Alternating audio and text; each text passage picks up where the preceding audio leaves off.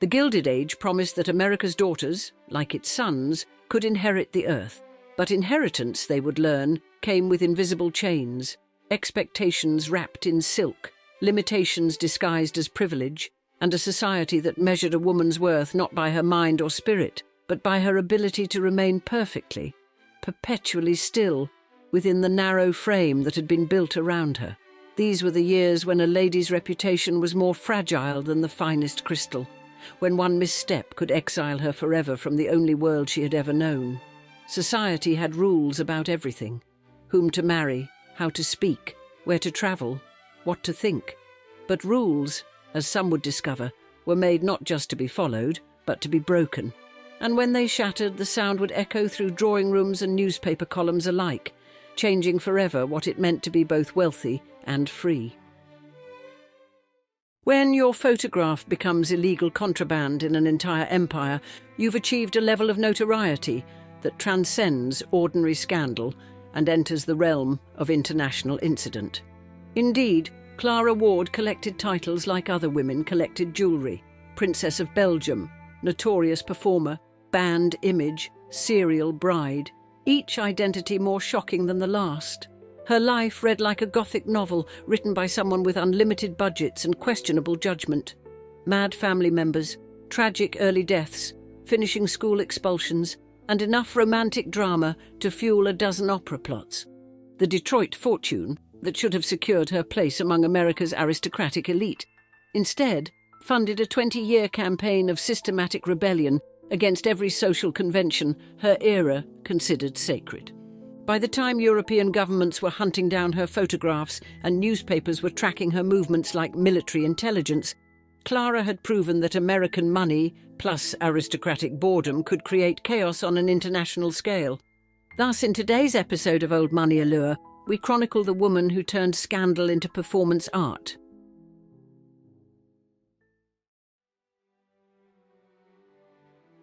Clara Ward entered the world on June 17, 1873, in Detroit, Michigan, inheriting not just her father's fortune, but a family legacy so twisted with madness and scandal, it might have served as a Gothic novelist's inspiration.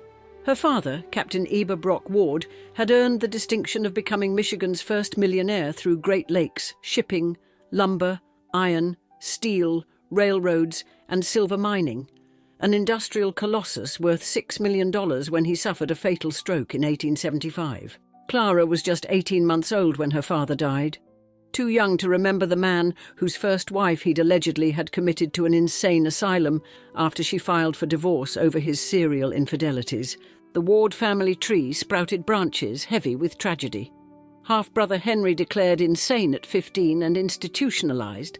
Elizabeth deemed mentally incompetent. Charles labelled deranged and eccentric, while Frederick took his own life rather than continue the family tradition of madness. Even Clara's full brother Eber Jr. would later scandalise society by developing an inappropriate infatuation with his stepdaughter before running off with his wife's maid.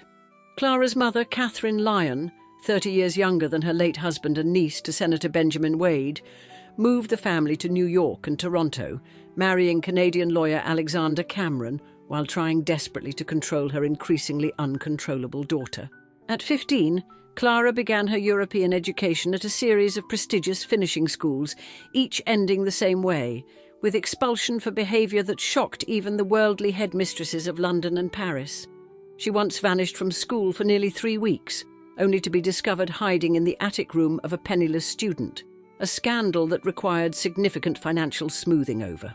At an Italian convent, she managed to scandalise nuns who'd thought they'd seen everything, earning her expulsion after just 2 weeks of behaviour so outrageous, the sisters refused to specify the offences. One school reported she'd escaped by hiding atop her mother's carriage, clinging to the luggage while the vehicle departed, then dropping off at the first turn to freedom. Her diary from this period revealed a soul destined for scandal. Ordinary marriage and smug respectability appall me.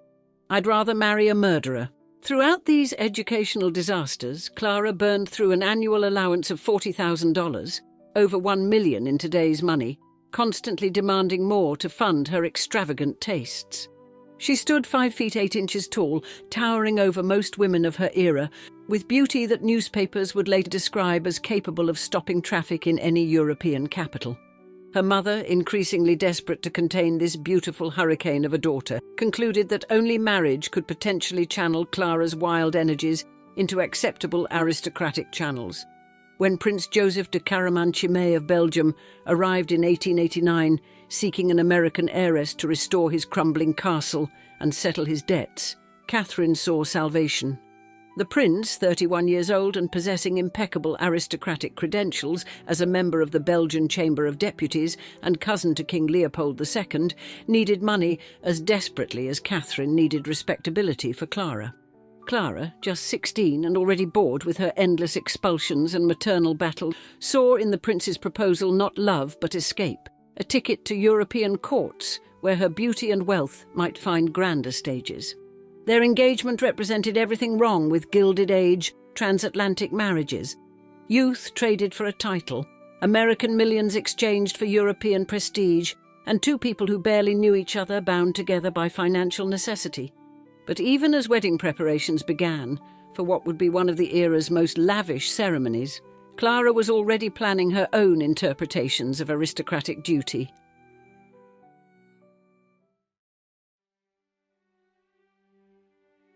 The wedding of Clara Ward to Prince Joseph de Caraman-Chimay on May 20, 1890 in Paris represented the apotheosis of Gilded Age excess, with the bride's gown alone costing $10,000 and ornamented with seed pearls as thick as dew on grass. Clara's dowry of 3.5 million francs, approximately 2.5 million in today's dollars, immediately cleared Prince Joseph's 500,000 franc debt and funded $300,000 in desperately needed repairs to the crumbling Château de Chimay. The transaction was so transparently commercial that wedding guests whispered about which party had gotten the better bargain, the aging prince with his young bride's fortune, or the American heiress with her new Belgian title. Clara entered aristocratic life with the same rebellious spirit that had terrorized finishing schools, immediately shocking Belgian society with behavior that violated every principle of noble discretion. She developed a habit of throwing gold coins from the castle battlements to watch villagers scramble and fight below, a display of wealth and cruelty that horrified her husband's aristocratic circle. At court functions, she wore gowns cut so daringly low that elder statesmen forgot their conversations mid-sentence, while she chain-smoked Turkish cigarettes and rode her bicycle through Brussels wearing bloomers.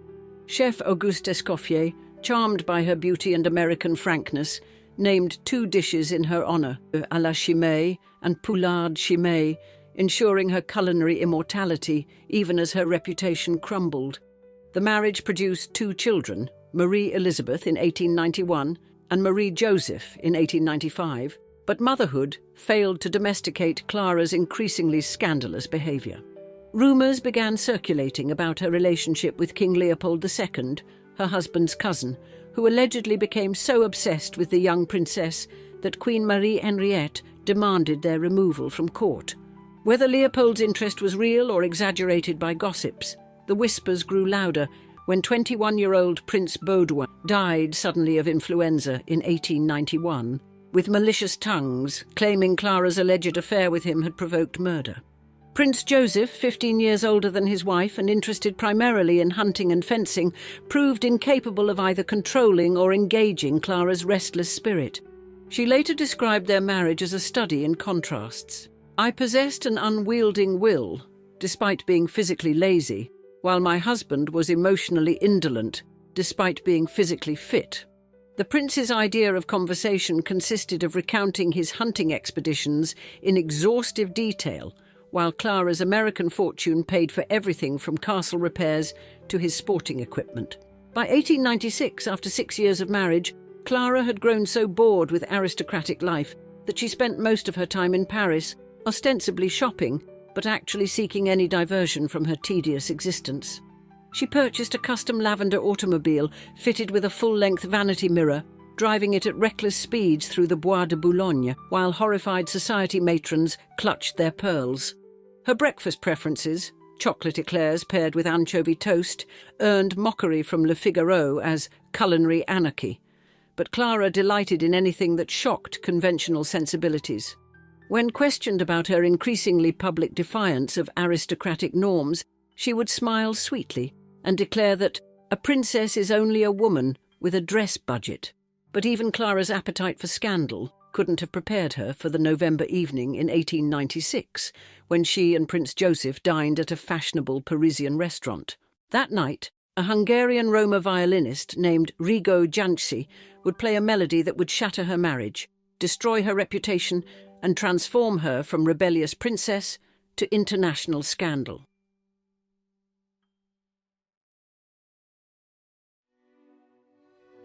Rigo Gypsy, born Janos Rigo on August 23, 1858, possessed neither conventional beauty nor aristocratic bearing.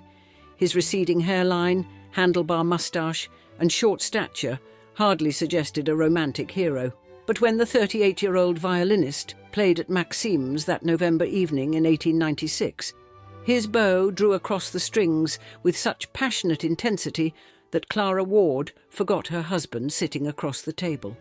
Witnesses swore she slipped Gypsy a diamond ring between courses, though others claimed she simply turned from Prince Joseph to smile at the musician with unmistakable invitation. The violinist, whose stage name meant Blackbird Johnny, had shown extraordinary talent from age 5, becoming a renowned primas performing in Europe's major capitals, his Romani musical style creating sensation wherever he played. Within 10 days of that first meeting, Clara made a decision that would echo across continents. She abandoned her husband, her children, her title, and her position to elope with the Hungarian musician. Prince Joseph's cable to Clara's mother, Gone with a Gypsy, became instant headline fodder, with newspapers tracking the lovers' rail journey from Paris to Budapest, as if reporting wartime troop movements. The Luddington Record of December 24, 1896, carried woodcut illustrations under the dramatic headline, while European papers breathlessly speculated about where the scandalous couple would surface next. In Budapest, a clever pâtissier commemorated the affair by creating the Rigo Gypsy cake, rum-kissed chocolate mousse sandwiched between cocoa geoise layers and lacquered in ganache, ensuring the scandal would be literally consumed for generations. Clara's divorce proceedings began immediately, with Prince Joseph winning custody of their children, while she agreed to pay 12,000 francs annually in support, though she would seldom visit them again. When confronted about abandoning her maternal duties, Clara's response was characteristically defiant. "I am done with it all. I wanted to be free." The newlyweds, married probably in Hungary, attempted to settle in Paris, where Clara's fortune began supporting their extravagant lifestyle, while her family cut off further financial support in punishment for the scandal. Needing income and craving attention, Clara began performing at the Folies Bergère and Moulin Rouge under the billing La Princesse, presenting 3 tableau vivant poses nightly: Truth, Venus, and Cleopatra. Her poses plastique involved appearing in skin-tight, flesh-coloured body stockings that made her appear virtually naked, while Rigo accompanied on violin from the wings. One contemporary observer breathlessly described, "Something in white flashed between us and the semi-darkness." Her beauty was heightened by a loose, clinging dress, which simply blazed with costly jewels. Then she began her dance to weird, barbaric music, softly, lightly, with a voluptuous, sensuous charm. But Clara's performances attracted more than paying audiences. They drew the wrath of Belgian aristocrats determined to punish her for blackening the Chimay name. Paris police shut down one engagement after receiving tips that Prince Joseph's friends intended to hurl live rabbits, rotten eggs, and other equally objectionable missiles at her mid-performance. Her photographs, sold as postcards throughout Europe, became so popular that she emerged as one of the world's first celebrity pin-up girls, her image adorning shop windows from London to Vienna. But Kaiser Wilhelm II of Germany found Clara's beauty so disturbing and her lifestyle so morally corrosive that he officially banned the publication, display and sale of her photographs throughout the German Empire. This extraordinary decree carried legal weight. People actually went to prison for violating the Kaiser's ban on Clara Ward imagery, making her perhaps the only woman whose beauty was literally illegal in an entire nation. Prince Joseph joined the campaign, ordering authorities to raid photo shops and confiscate any evidence of his ex-wife's suggestive performances, particularly those featuring her notorious pink tights.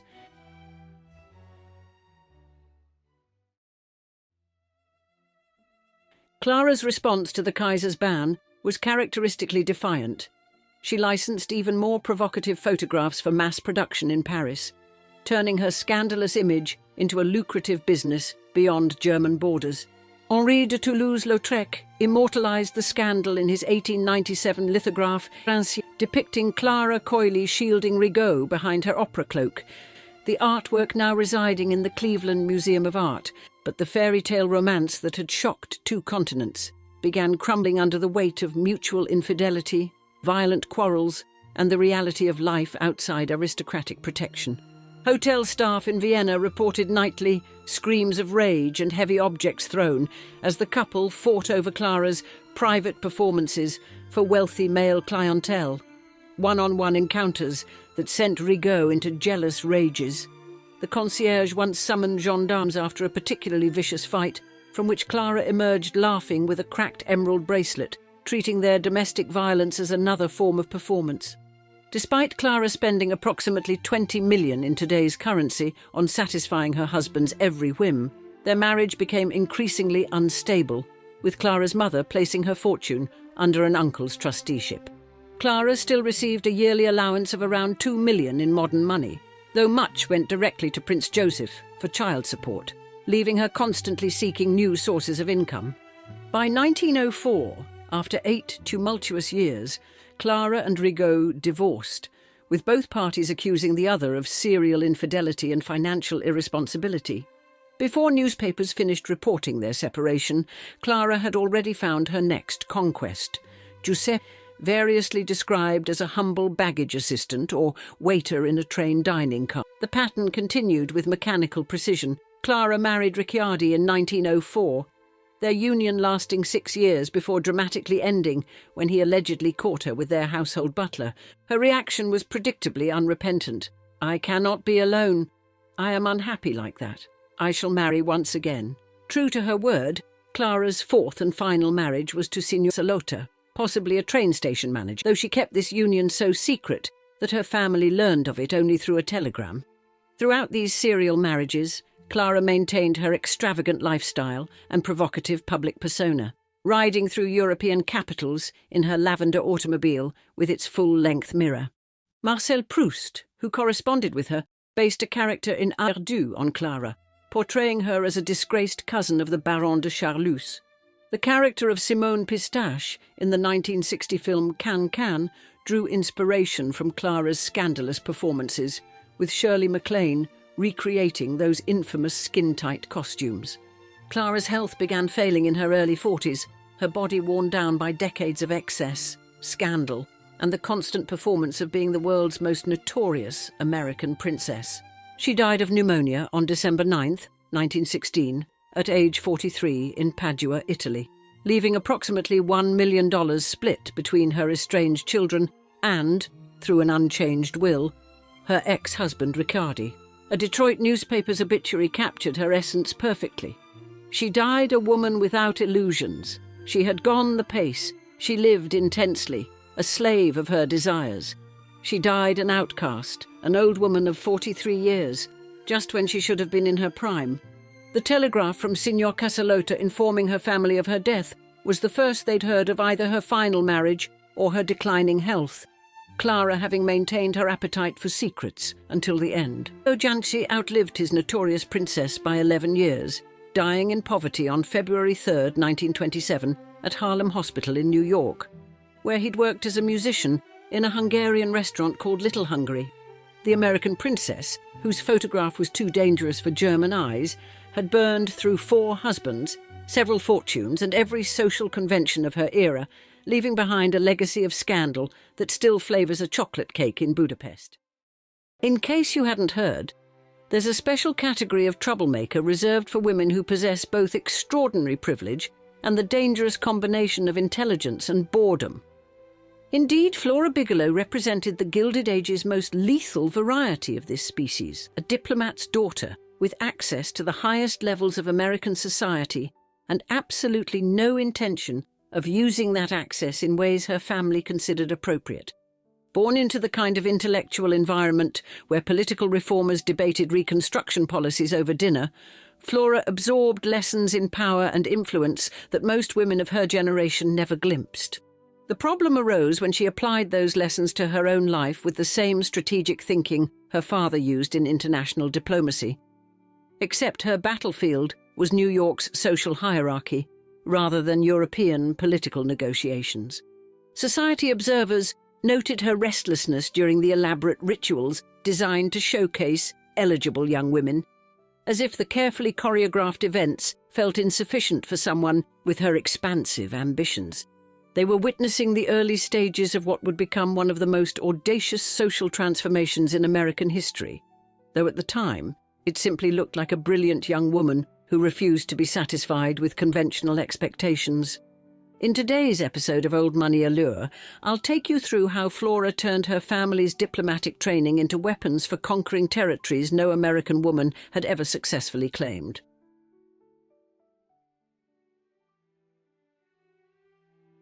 In the autumn of 1885, as New York's high society gathered in the opulent ballrooms of Fifth Avenue for the social season's most anticipated debuts, Flora Bigelow commanded attention in ways that made the city's established matrons simultaneously proud and deeply uneasy. At 16 years old, she possessed what contemporary newspapers would later describe as unusual individuality, combined with both courageous and imaginative spirit, qualities that set her apart from the demure, obedient daughters typically presented to society. Her debut took place at the family's fortress-like brownstone at 21 Gramercy Park, one of Manhattan's most exclusive addresses, where the Bigelow name carried the weight of diplomatic prestige and intellectual distinction. Flora's father, John Bigelow Sr., had served as United States consul in Paris during the Civil War, where his diplomatic manoeuvring had prevented French support for the Confederacy, an achievement that cemented the family's position within America's political elite. The Bigelow fortune, while not rivaling the industrial titans like the Vanderbilts or Morgans, provided substantial wealth that supported their dual existence between their Gramercy Park residence and their pastoral country estate called the Squirrels in Highland Falls, New York. What distinguished Flora from her contemporaries was not merely her family's prominence, but her extraordinary accomplishments that defied the era's rigid expectations for young women. She had mastered the zither, an exotic stringed instrument that required both technical skill and artistic sensitivity, and demonstrated theatrical flair that suggested creative ambitions beyond the typical accomplishments designed merely to enhance marital prospects. Her education had unfolded in the informal academy established within J.P. Morgan's Madison Avenue mansion, where she studied alongside the children of industrial titans under the tutelage of Clara B. Spence, who emphasized elocution, classical literature, and musical training. This rarefied educational environment exposed Flora to a level of intellectual discourse typically reserved for men, while her family's frequent European sojourns during her father's diplomatic postings had given her a cosmopolitan sensibility, rare among American society women. Her mother, Jane Tunis Pulteney Bigelow, had transformed their homes in both Paris and New York into salons where figures like William Cullen Bryant and Samuel J. Tilden debated Reconstruction-era policies, immersing Flora in the language of power from her earliest years. By her debut, Flora embodied the fundamental contradiction of Gilded Age womanhood, a product of unparalleled privilege and intellectual cultivation, yet expected to channel her considerable talents into the narrow confines of marriage and domesticity. Observers noted her restlessness during the elaborate rituals of her coming-out season, as if the carefully choreographed events designed to showcase eligible young women felt insufficient for her expansive ambitions. Her beauty was undeniable, but it was her sharp wit and fearless conversation that made her simultaneously the most sought-after and most dangerous young woman in New York society. While other debutantes focused on securing advantageous marriages, Flora seemed more interested in testing the boundaries of what was socially acceptable for a woman of her standing. The same qualities that made her the most daring, most original, cleverest woman in New York would soon lead her down a path that would scandalize her family's social circle and force her to seek refuge in the most unlikely of places. Following her triumphant debut season, Flora married Charles Stewart Dodge in 1885, securing her position within one of America's wealthiest industrial dynasties, built on lumber and mining fortunes. The union represented a textbook example of Gilded Age elite consolidation, merging the Bigelow family's diplomatic prestige with the Dodge family's substantial industrial wealth, in a marriage that satisfied both families' social and financial aspirations.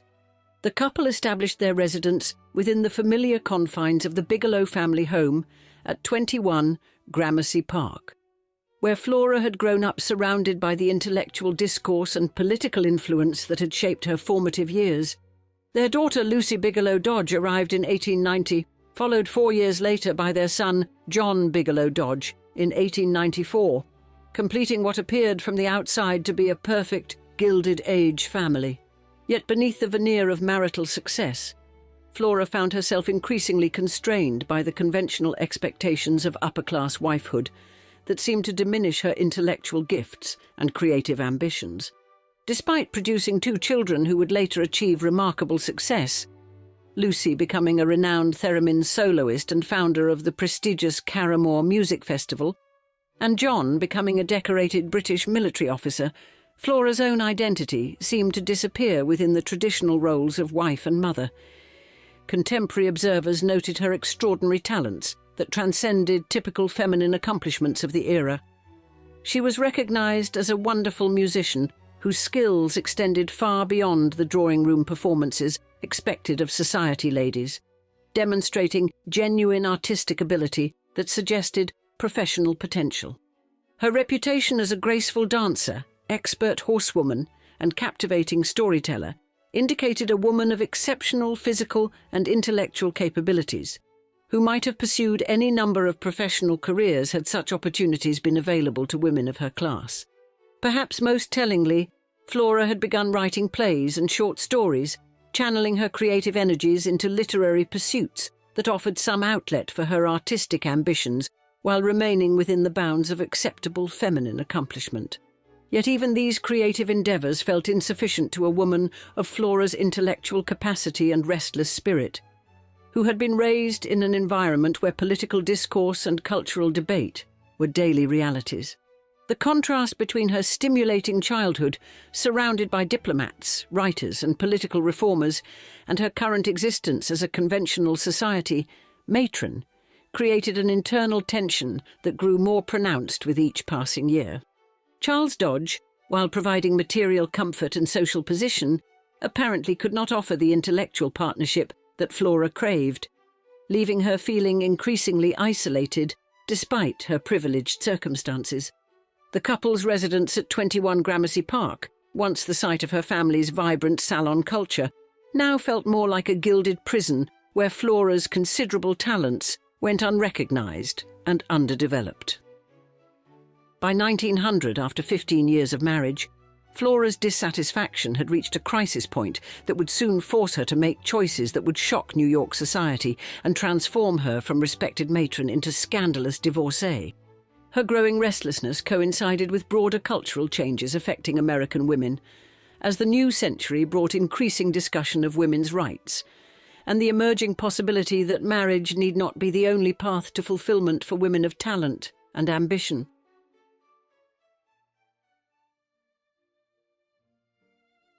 In January 1903, Flora Bigelow Dodge made a decision that would forever alter her standing in New York society. She boarded a westbound train to Sioux Falls, South Dakota, to join the infamous divorce colony that had become a magnet for wealthy Americans seeking to escape unhappy marriages.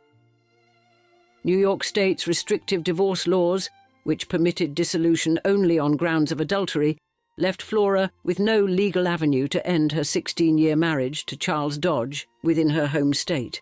South Dakota offered some of the most permissive divorce laws in the country, requiring only a brief residency period before granting divorces on various grounds, including incompatibility and cruelty. The journey to Sioux Falls represented more than a legal maneuver. It was Flora's declaration of independence from the social conventions that had confined her remarkable talents within the narrow boundaries of conventional wifehood. She settled into a luxurious four-room suite at the prestigious Cataract House Hotel, which had become headquarters for the divorce colony and the temporary home of numerous wealthy women seeking their freedom. The divorce colony had become a subject of intense national debate, with critics arguing that it threatened the stability of American marriage and family structures, while progressive voices defended women's rights to escape unhappy unions. Flora and her fellow residents found themselves at the centre of what historians would later describe as a heated national debate over the future of American marriage, with their personal choices becoming symbols in larger cultural wars about women's rights and social change. The women were portrayed in the press as both victims deserving sympathy and villains undermining traditional values, their every movement scrutinised by journalists eager to expose the private dramas of America's wealthy elite. Flora's presence in the colony was particularly noteworthy because of her family's prominence and her own reputation as a society leader, making her case a touchstone for broader discussions about women's changing roles in American society. Her pursuit of what she termed a dignified Dakota divorce represented a calculated attempt to maintain her social standing while obtaining her legal independence, a delicate balance that few women had successfully achieved. Unlike many of her predecessors who had been forced to sacrifice their reputations for their freedom, Flora sought to demonstrate that a woman of intelligence and social prominence could navigate divorce without permanently destroying her future prospects. The legal proceedings moved swiftly by the standards of the era, with Flora's divorce from Charles Dodge finalised in 1902, granting her custody of both children and restoring her legal independence after nearly 2 decades of marriage. Yet even as she celebrated her legal victory, Flora understood that her return to New York would require careful rehabilitation of her reputation among a society that viewed divorce as a moral failing, regardless of its legal legitimacy. The months in Sioux Falls had given her time to contemplate her future, and she returned to New York with ambitious plans that would soon scandalize society even more than her divorce had. Her experience in the divorce colony had connected her with other wealthy women who had successfully reinvented themselves after ending unhappy marriages, providing both inspiration and practical guidance for her own social resurrection. Within 3 years, Flora would orchestrate a remarriage so strategically brilliant that it would not only restore her social position, but elevate her to heights she could never have achieved as Mrs. Charles Dodge.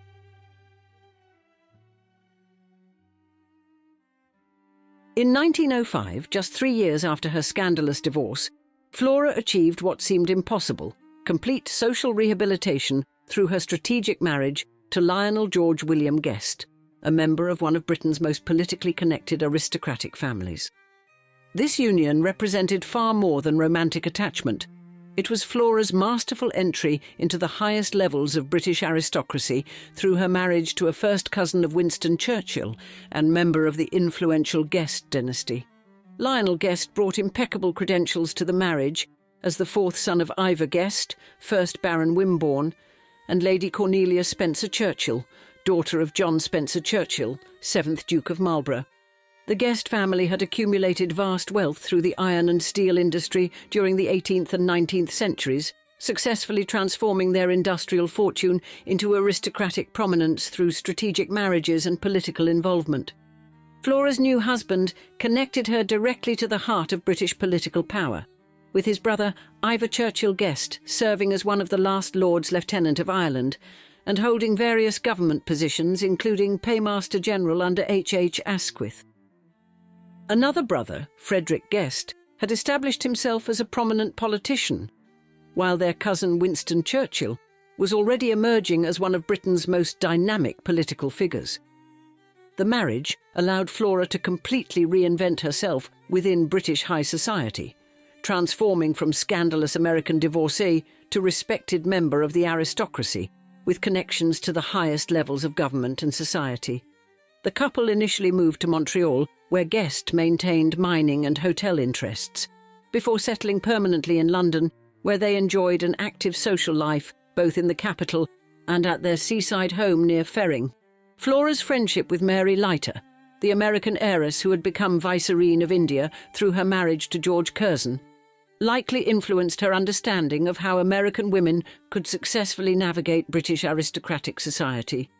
Her integration into British society was so complete that she regularly appeared in the court circular column of the Times, marking her attendance at the most exclusive social and charitable functions reserved for the aristocratic elite. The transformation was remarkable. The woman who had shocked New York society by seeking divorce in Sioux Falls had become a respected figure in London's most exclusive circles, accepted by royalty and aristocracy alike.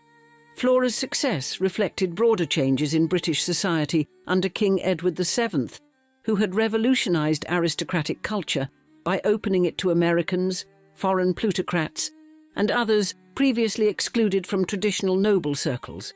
Her remarkable journey from diplomatic daughter to scandalous divorcee to British aristocrat demonstrated both her exceptional social intelligence and the unprecedented opportunities available to wealthy American women during this transformative period.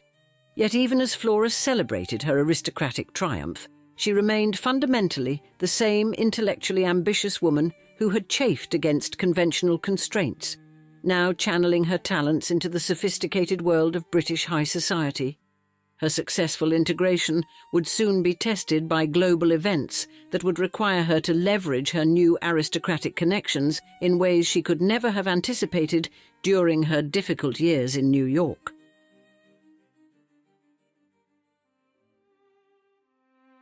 Flora's aristocratic life flourished under the patronage of King Edward VII, whose revolutionary social policies had transformed British society by welcoming Americans, foreign plutocrats, and Jews into previously exclusive aristocratic circles. The King's establishment of the cosmopolitan Marlborough House set in the 1870s had created, in effect, a second court that welcomed individuals previously excluded from traditional British aristocracy, making Flora's integration possible. Edward VII particularly enjoyed the company of American women because they are original and bring a little fresh air into society. They are livelier, better educated, and less hampered by etiquette, providing royal endorsement for Flora's successful social transformation. Her new aristocratic status enabled her to pursue intellectual interests that had been constrained during her years as a conventional New York society matron, as she later wrote novels and bred Pekingese dogs while maintaining her position in London's most exclusive circles. The breeding of Pekingese dogs was particularly notable, as this exotic Chinese breed represented the kind of cosmopolitan interest that characterized Edward VII's modernized aristocracy and Flora's continued engagement with international culture. When World War I erupted in 1914, Flora immediately leveraged her family's political connections by writing directly to Winston Churchill to secure a commission for her stepson, demonstrating how her aristocratic transformation had provided access to Britain's highest political leadership. Her husband Lionel served with distinction during the war, joining the Royal Navy Volunteer Reserve before transferring to the Royal Flying Corps and ending the conflict as a major at the Air Ministry, while Flora contributed through extensive charitable work. Flora's children from her first marriage achieved remarkable success that validated her earlier sacrifice of social position for independence. Lucy became a renowned theremin soloist who founded the prestigious Carrymore Music Festival, while John became a decorated British military officer. John's military career exemplified the complete integration of American talent into British excellence, as he left the United States around 1915 to become a British citizen so he could join the Royal Air Force, serving with distinction in both World Wars. His most famous exploit occurred during World War II, when he became one of the legendary Great Escapers at Stalag Luft 3, participating in the construction of 3 underground tunnels and successfully escaping through one of the 348-foot-long passages. Lucy's initial rebellion against conventional expectations, disappearing from Flora's London home in 1913 and telling reporters she was considering a career on the stage, echoed her mother's earlier defiance of social conventions, Her eventual marriage to Walter Tower Rosen created one of America's most significant cultural legacies through their development of the Caramore Estate and its renowned music festival, which continues to enrich American cultural life today.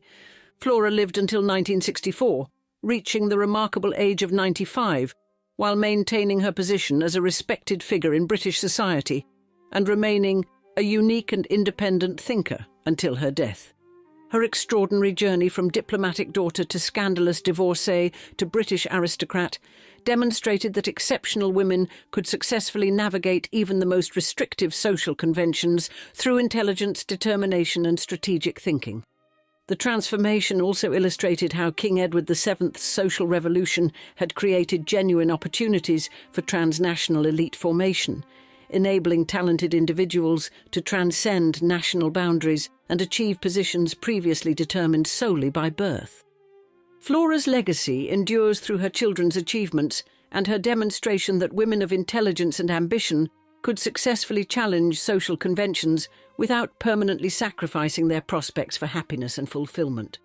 Her story reveals how the intersection of personal courage, strategic thinking, and favourable historical circumstances could enable remarkable transformations even within the rigid social hierarchies of the Gilded Age and Edwardian era.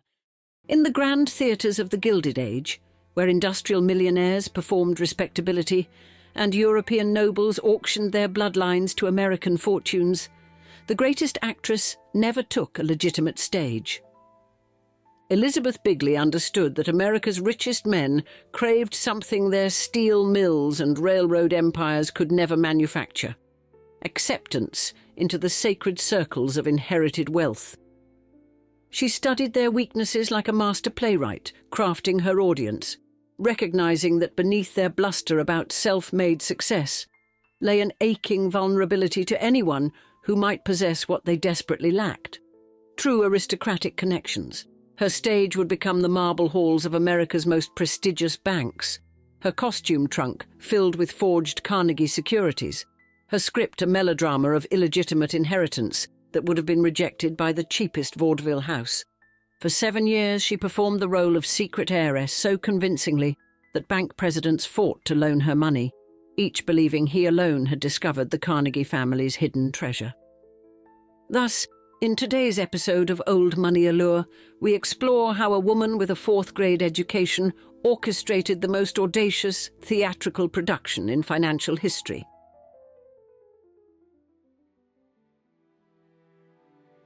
Elizabeth Bigelow emerged from the muddy farmlands of Eastwood, Ontario, in 1857, the 3rd daughter of railway labourer Daniel Bigelow and his wife Mary Ann, born into poverty so grinding it might have crushed a less imaginative spirit.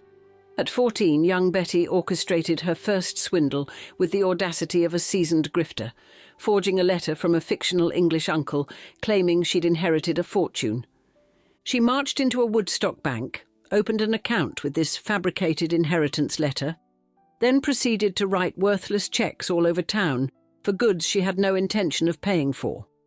When arrested for forgery, she played the insanity card so convincingly that authorities released her, establishing a pattern of theatrical manipulation that would serve her for decades.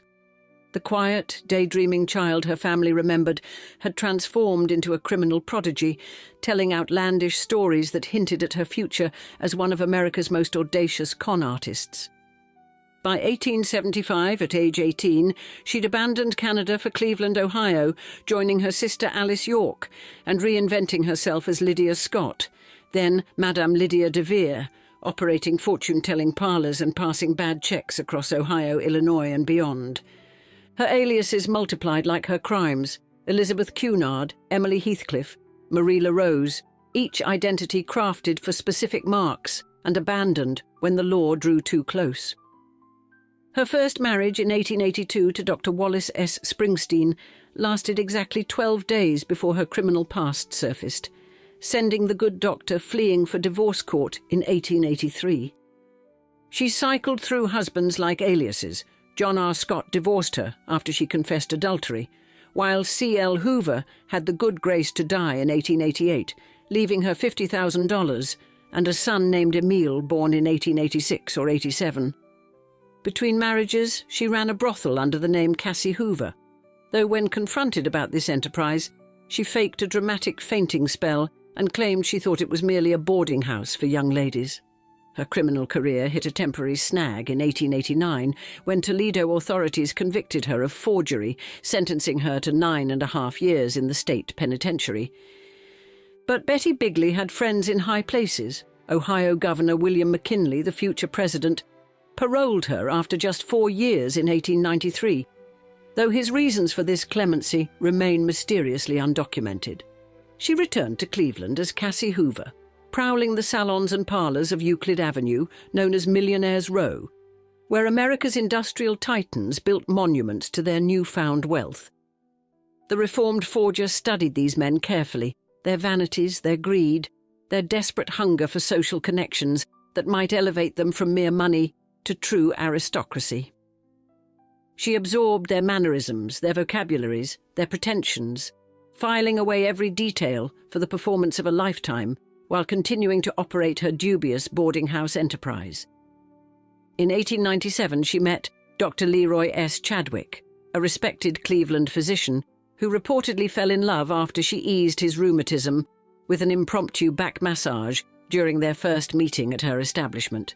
The good doctor, blissfully unaware of her criminal history, her previous marriages, or her current brothel operations, married her that same year, transforming Elizabeth Bigley into Mrs. Cassie L. Chadwick of Euclid Avenue. Now positioned among Cleveland's elite with a respectable husband and a fashionable address, she possessed everything necessary for her greatest swindle, except one crucial element, a story so audacious that no banker would dare question it. That story would involve the richest man in America, a Scottish immigrant named Andrew Carnegie, whose steel empire generated wealth beyond ordinary comprehension and whose name alone could open any vault in the nation.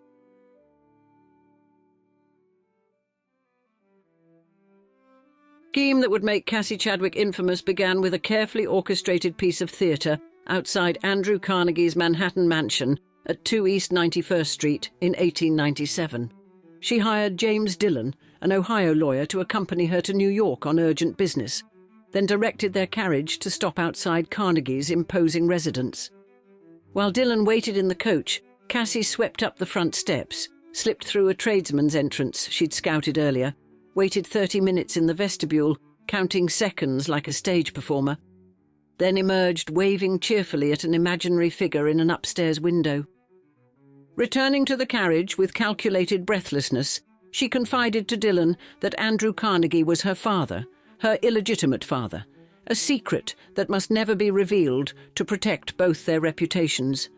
To support this fiction, she produced forged promissory notes, supposedly signed by Carnegie, including one for $250,000 that misspelled guarantee as guarantee, a detail that would later amuse Carnegie himself in court. She claimed to possess $5 million in securities from her father, with promises of $400 million upon his death, roughly $14 billion in today's money, making her potentially the wealthiest woman in America. Back in Cleveland, she leveraged Dillon's eyewitness testimony, letting him spread the gossip through banking circles while she played the reluctant heiress, desperate to keep her shameful parentage secret, yet forced by circumstances to seek loans. Her genius lay in exploiting Victorian propriety. Before showing any documents, she made bankers sign pledges swearing never to reveal her parentage, turning their own social codes into chains that bound them to secrecy. She targeted specific institutions with surgical precision: the Citizens National Bank of Oberlin, Wade Park Banking Company, Lincoln National Bank, each selected for their combination of available capital and gullible leadership. The first to bite was the Citizens National Bank of Oberlin, whose officers loaned her $800,000, based solely on her forged securities and their dreams of managing the Carnegie fortune. Charles T. Beckwith, the bank's president, became her most enthusiastic champion, personally guaranteeing an additional $102,000 while dreaming of transforming his institution into the Carnegie Bank of the West. She operated a sophisticated Ponzi scheme, using new loans to pay interest on old ones, creating an illusion of wealth through carefully timed circular payments between institutions. Her forgeries were embarrassingly amateur. Beyond the spelling errors, the signatures looked nothing like Carnegie's actual hand, but bankers were too blinded by greed to notice obvious flaws. Several grey-bearded bank directors later admitted under oath that they'd abandoned all standard procedures simply because she was a lady of evident breeding with a supposed Carnegie connection.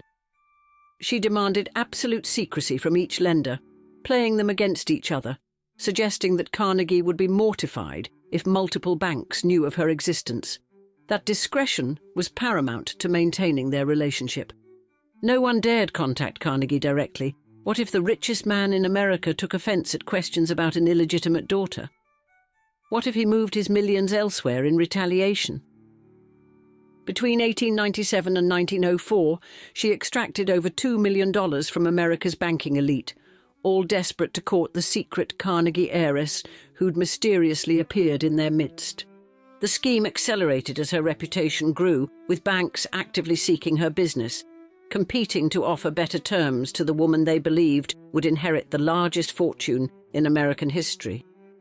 But in Boston, Herbert B. Newton, who'd loaned her $190,800, was growing tired of excuses and promises, his patience exhausted as repayment deadlines passed without satisfaction.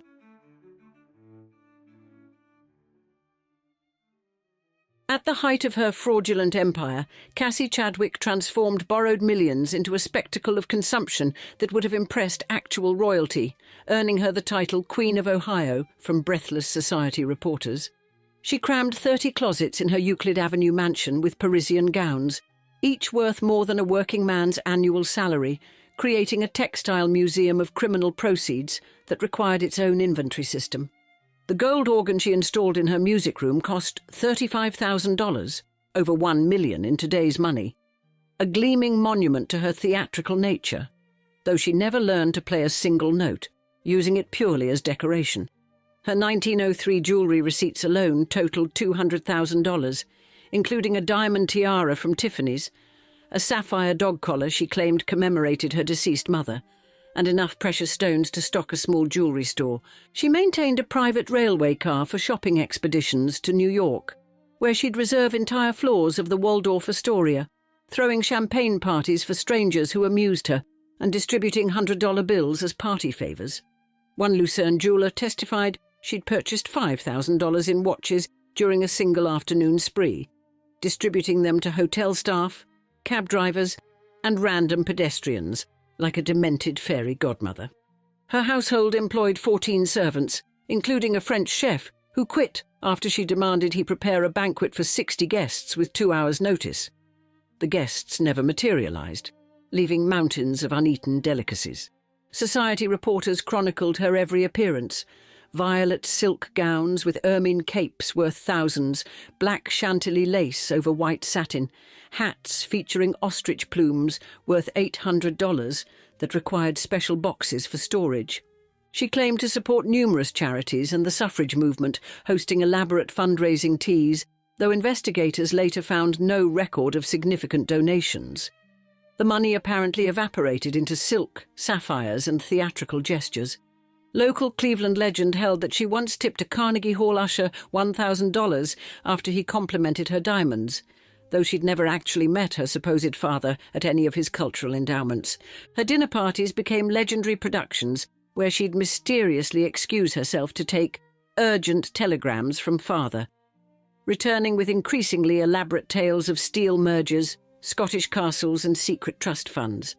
Dr. Chadwick lived in mounting bewilderment as luxury goods and creditor notices arrived in equal measure, his wife explaining everything away as temporary Carnegie family complications that would soon resolve themselves. The Cleveland Smart Set whispered about her eccentricities, the imported Swiss masseuses who arrived weekly, the trunk loads of unworn ball gowns, the peculiar habit of buying identical items by the dozen, claiming different Carnegie relatives required matching gifts. When questioned about her extravagance, she'd smile mysteriously and mention her $400 million inheritance, adding convincing details about Carnegie's specific instructions for managing the fortune until his death. Her spending accelerated through 1904 as if she sensed the approaching end, ordering custom furniture from Paris, commissioning portraits from fashionable artists, and purchasing entire collections of rare books she'd never read. But by November, Herbert Newton's Boston lawsuit had shattered the illusion, triggering a cascade of nervous creditors who suddenly questioned why the Carnegie heiress needed so many loans from so many banks. On November 23rd, newspapers reported indictment rumours while Citizens National Bank of Oberlin suspended operations, its depositors forming panicked lines that stretched around the block, desperate to salvage their savings. She withdrew her last $100,000 from Lincoln National Bank and fled Cleveland for New York, cramming the cash into a specially made money belt, leaving behind a mansion stuffed with treasures. The woman who'd lived like visiting royalty was now a fugitive, holed up in the Hotel Breslin while her kingdom of forged notes and borrowed luxury crumbled under federal investigation.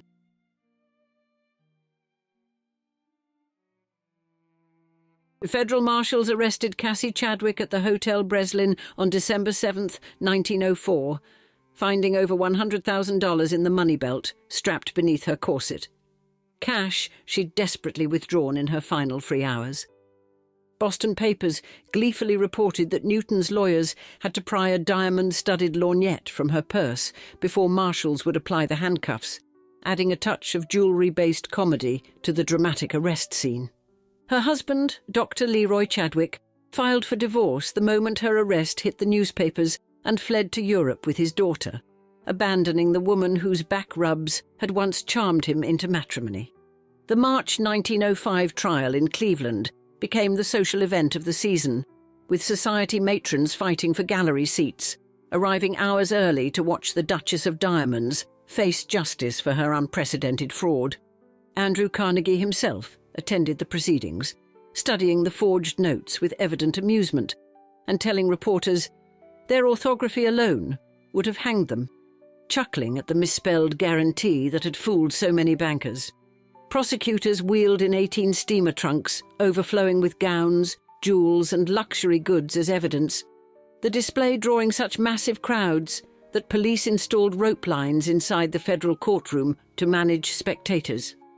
Bank presidents took the stand one after another, several grey-bearded financial titans actually fainting under cross-examination when forced to publicly admit they'd loaned hundreds of thousands based on obvious forgeries and whispered rumours.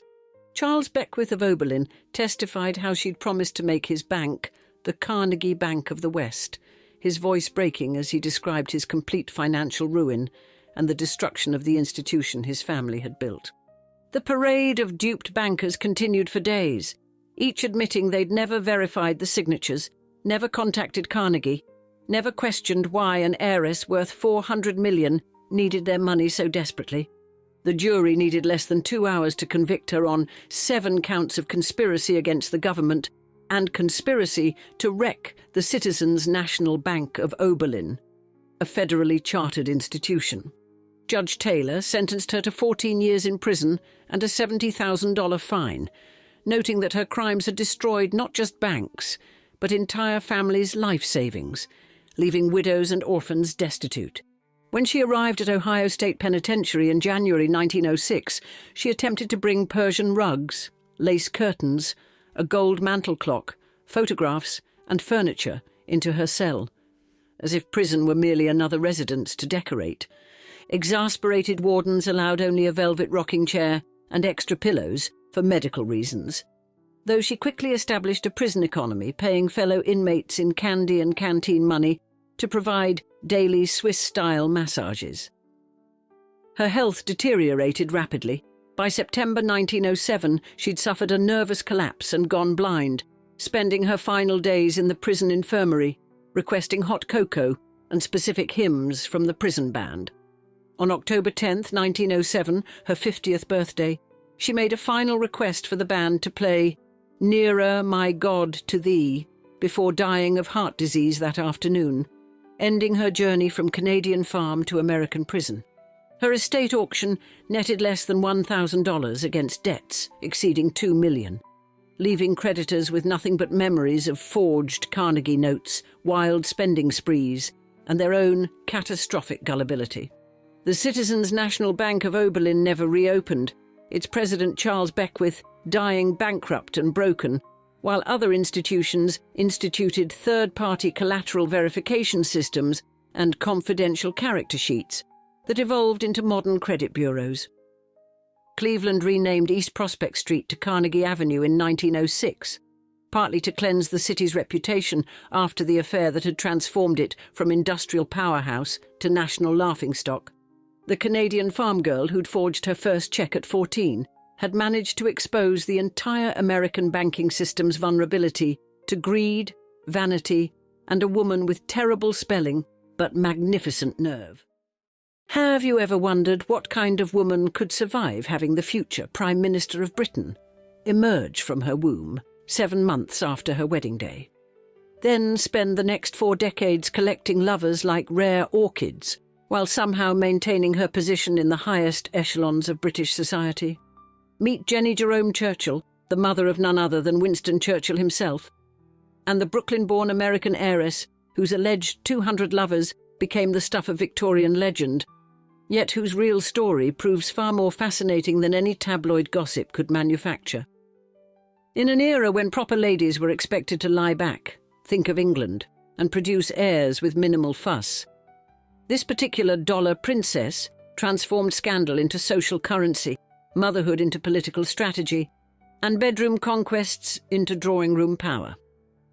On today's episode of Old Money Allure, we explore how one woman's supposed sexual appetite became one of the most persistent tales in British aristocratic history, overshadowing the remarkable achievements of a mother who wielded more influence through wit and determination than bedroom conquests ever could.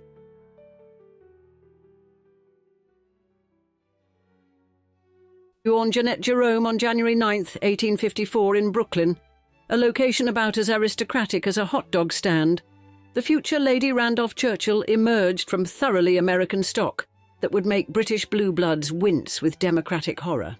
Her father, Leonard Jerome, ruled Wall Street with the imperial confidence of a man nicknamed the King of Wall Street.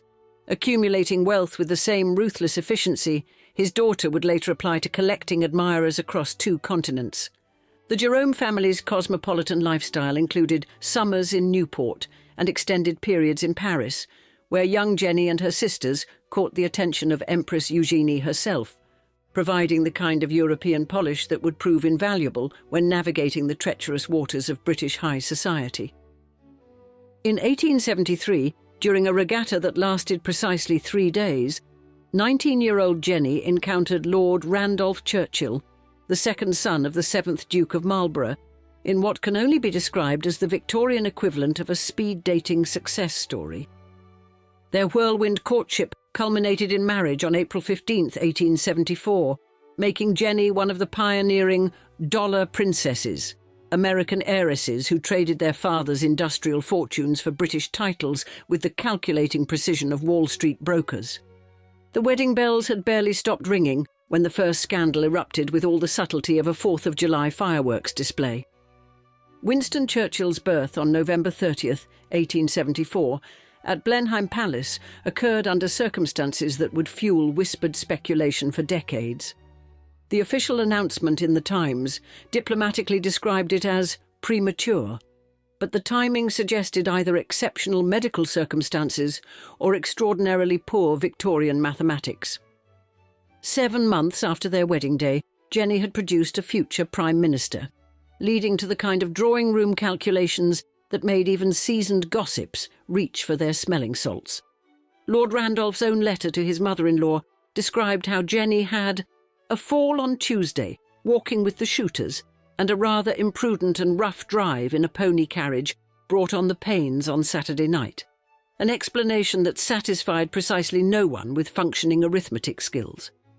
Contrary to popular legends about Winston being born in a closet or ladies' room during a society ball, the birth actually occurred in a bedroom at Blenheim Palace that was temporarily serving as a cloakroom for guests' coats, hardly the dramatic emergency portrayed in later mythology, but sufficiently scandalous for Victorian sensibilities.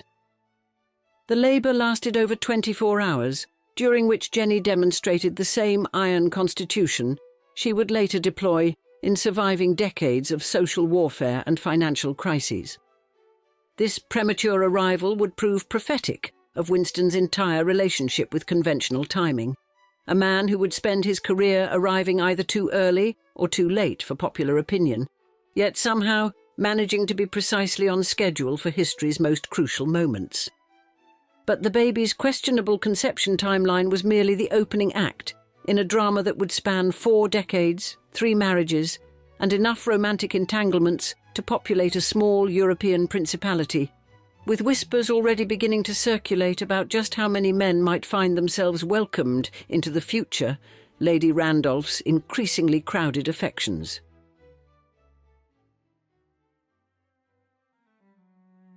The persistent legend of Jennie Churchill's 200 lovers represents one of history's most mathematically improbable sexual achievements, requiring logistics that would challenge a military quartermaster and stamina that would exhaust a thoroughbred racehorse. This sensational figure originated with Irish novelist George Moore, who tossed off the claim with the casual indifference of someone discussing the weather, providing exactly 0 evidence to support his arithmetic of adultery. The mathematical impossibility becomes gloriously apparent under scrutiny.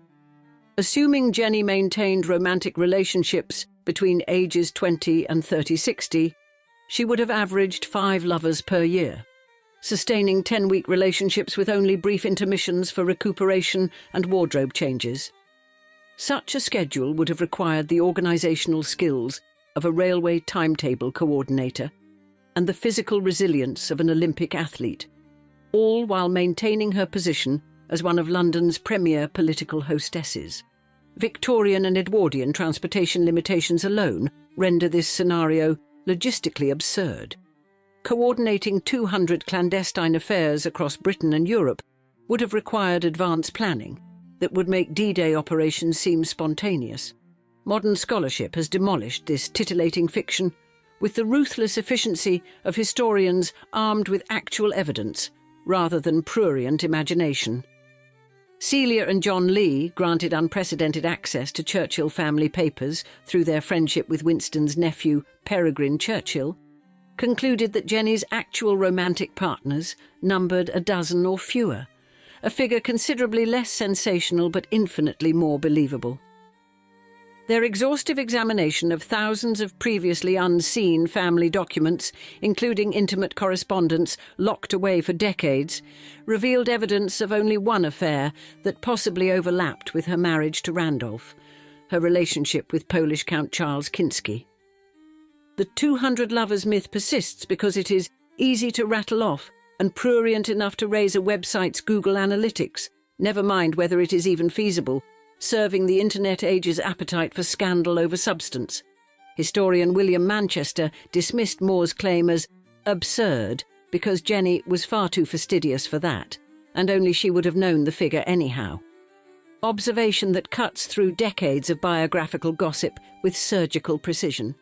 The documented reality reveals a far more restrained romantic life, though one that certainly challenged Victorian propriety with strategic precision.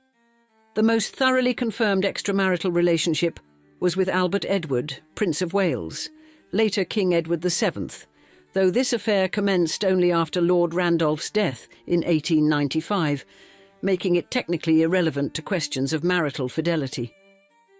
The Churchill Archives Centre at Cambridge holds extensive correspondence between the Prince and Jennie, providing concrete evidence of their intimate relationship that lasted approximately 2 years, and was characterised by historians as primarily sexual convenience for both parties. The Prince's letters address her as ma chère, rather than the formal Lady Randolph, while Jennie's pet name for the future monarch was Tum Tum, correspondence that reads like the Victorian equivalent of modern text messaging between friends with benefits. Their relationship included the Prince requesting Japanese tea, while Jennie wore her kimono, suggesting role-playing preferences that would have scandalised proper Victorian society had they become public knowledge. The Prince's teasing references to her next loved victims demonstrate the casual nature of their arrangement conducted within the sexually permissive atmosphere of the Marlborough House set, where affairs were treated as sophisticated entertainment rather than moral catastrophes.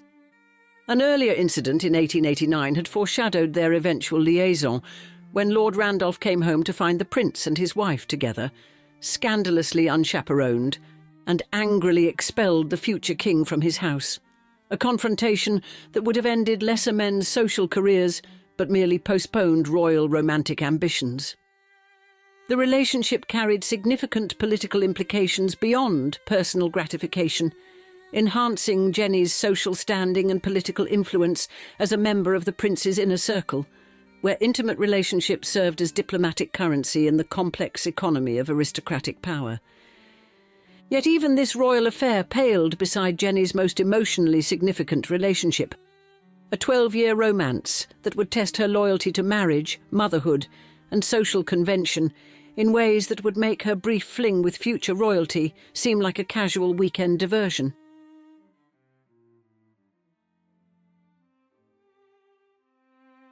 Count Charles Kinski represented everything the 200 Lovers myth was designed to obscure. A genuine love affair that lasted 12 years and nearly convinced Jennie Churchill to abandon her marriage for a future that aristocratic society would never forgive. Karl Kinski, born into Austrian nobility in 1858, achieved his two greatest British goals in rapid succession: appointment as Austro-Hungarian attaché to Britain and victory in the 1883 Grand National riding his own horse Zoedone. The Count was devastated when Zoedone was poisoned 2 years later, demonstrating the deep emotional investment he made in his pursuits, a romantic intensity he would soon transfer to the captivating American-born Lady Randolph. Their affair began during Kinski's success in British society, when he became completely infatuated by her, launching a relationship spanning approximately 1883 to 1895 and representing Jennie's longest and most emotionally sustained extramarital attachment. For over a decade, Kinski urged Jennie to divorce Randolph and choose a future with him, offering the passionate devotion that Victorian novels promised but rarely delivered in aristocratic marriages of convenience. The relationship was an open secret, though Jennie later claimed she would not have spent the time that she did with Kinski were it not for the unfounded rumours of an affair being spread by society gossips, a statement that would have made even credulous dinner party guests choke on their champagne. During this romantic rebellion, Jennie enhanced her reputation as a social iconoclast with an alleged snake tattoo encircling her left wrist, making her one of the few tattooed women in high society and embracing a trend sweeping through Victorian aristocracy like wildfire. The late Victorian period witnessed a surprising tattoo craze among the upper classes, with 3/4 of New York City's society ladies adopting the fashion by the 20th century's turn, favouring butterflies, flowers and dragons concealed beneath jewellery and gloves. These women, required by custom to keep their bodies covered, brought tattoo artists into their homes for ink in hidden places, using body art as an expression of independence and a form of rebellion against suffocating social constraints. Whether Jennie's snake tattoo actually existed remains historically ambiguous. Some biographers question its existence, while others argue that Jennie Churchill, who was the premier fashion influencer of her day, might well have embraced the trend. The Kinski affair ended in 1895 under heartbreaking circumstances that would have satisfied the most demanding Victorian melodrama enthusiast. While Jennie accompanied her dying husband on their final world journey, Kinski's family pleaded with him to make a suitable marriage to preserve the dynasty. The sacrifice required for marriage to Jennie was immense. Any union would be morganatic, meaning no child would be of noble rank or inherit his titles, estates, or wealth. A price too steep for a man whose family had maintained aristocratic status for centuries. Kinski finally surrendered to family pressure and became engaged to Countess Elizabeth Wolff Metternich zur Gracht, 20 years old, while Kinski was 35. The timing proved particularly cruel. Jennie learned of the engagement just as she was about to be widowed and finally free to marry her lover of 12 years, watching her greatest romantic opportunity evaporate at the precise moment it might have become reality. Kinski kept a framed portrait of Jennie in his study until his death in 1919, suggesting his feelings remained strong, despite political necessity, forcing him into a loveless marriage.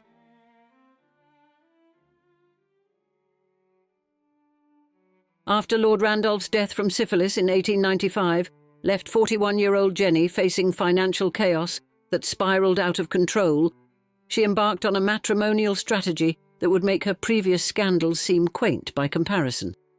In 1900, Jennie married George Cornwallis West, a handsome guards officer only 16 days older than Winston, creating the bizarre situation where Winston's stepfather was practically his contemporary and definitely younger than his stepmother's legendary romantic stamina. The 20-year age difference caused such scandal that George's parents stayed away from the wedding, while the Churchill family demonstrated support by attending this union that challenged every Victorian assumption about appropriate matrimonial mathematics. The marriage lasted from 1900 to 1914, marked by George's increasing resentment and financial difficulties so severe that when they divorced, George obligingly took a stack of her unpaid bills, perhaps the most expensive divorce settlement in British history. In 1918, at age 64, Jennie achieved her masterpiece of matrimonial scandal by marrying Montague Porch, a colonial administrator 20 years her junior, who was 3 years younger than Winston, making family dinners exercises in genealogical confusion that would have challenged even the most flexible social conventions. Montague Porch, born in 1877 with a degree from Oxford, had served with distinction in the South African War and worked in Nigeria. Credentials suggesting genuine attachment rather than mere fortune hunting, though the age difference provided endless material for society gossips. Despite social scandal, this marriage appears to have been Jennie's happiest, with the couple wedding in a simple ceremony, Jennie wearing a grey coat and skirt and a light green toque, while Porch wore his officer's uniform in proceedings described as unheralded and simple. Porch wrote to Winston reassuring his future stepson of his commitment to Jennie, adding poignantly, "It seems almost incredible that today, when our world is in anguish, I should be allowed so much happiness." Yet while society obsessed over Jennie's bedroom arrangements, her professional achievements were revolutionising women's roles in British cultural and political life. With the same audacity, she applied to matrimonial conventions. In 1899, Jennie founded the Anglo-Saxon Review, a prestigious quarterly featuring contributions from Henry James, Winston Churchill and Stephen Crane, each issue bound in replica antique bindings with subscribers, including royalty and heads of state. During the Boer War, Jennie organised the American Ladies' Hospital Ship Fund, raising over $150,000 to convert and equip the hospital ship Maine, then personally sailed to South Africa, and worked as a nursing aide treating wounded soldiers, including her own son, Jack. Her writing output included reminiscences of Lady Randolph Churchill, theatrical works, and small talks on big subjects, demonstrating literary ambitions that extended far beyond drawing-room conversation. Jennie pioneered interior design before the term was invented, her house-flipping ventures providing much-needed income during financially challenging later years, while establishing her as an aesthetic innovator in domestic decoration. Paradoxically, despite her groundbreaking achievements, Jennie opposed women's suffrage, serving as president of the North Wales Anti-Suffrage League and delivering speeches denouncing the suffragette movement because she believed women wielded greater power through charm and diplomacy than through the vote.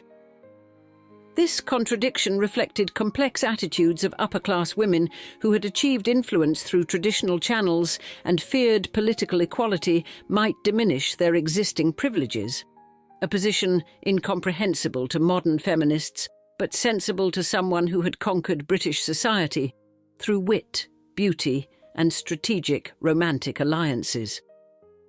Jennie's most enduring achievement was shaping Winston Churchill's career, becoming his ardent ally, furthering my plans and guarding my interests through organising lecture tours, arranging meetings with figures like Mark Twain and Theodore Roosevelt, and providing financial support during his early political career. When Jennie Churchill died on June 29, 1921, at age 67 following complications from a broken leg, she left behind a legacy that transcended the sensational mythology of 200 lovers. A woman who had broken barriers, challenged conventions and shaped the man who would save Western civilization, all while maintaining her position at the pinnacle of British society through sheer force of personality and unshakable determination to live life entirely on her own terms.